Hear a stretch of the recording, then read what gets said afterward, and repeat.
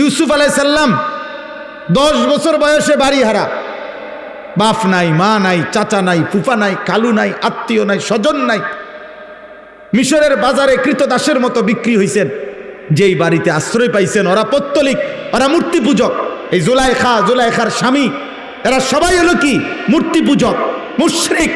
তো মুশরিকের ঘরে 11 বছরের যেই ছেলেটা বড় হইয়া, যার বয়স হয়ে গেল 25-এর ঊর্ধ্বে, পূর্ণ যৌবন, কোনোদিন যার মা বাবা আত্মীয় অভিভাবক কেউ নাই, আল্লাহর পরিচয় তাওহীদ এখানে কেউ বলে নাই, কেউ নাই, অথচ এই ঘরে বৈশা জুলাইখা যখন তাকে অসৎ কাজে ডাক দিছে, তিনি সবার আগে বলছে মাআযাল্লাহ, আমি আমার আল্লাহর আশ্রয় চাই।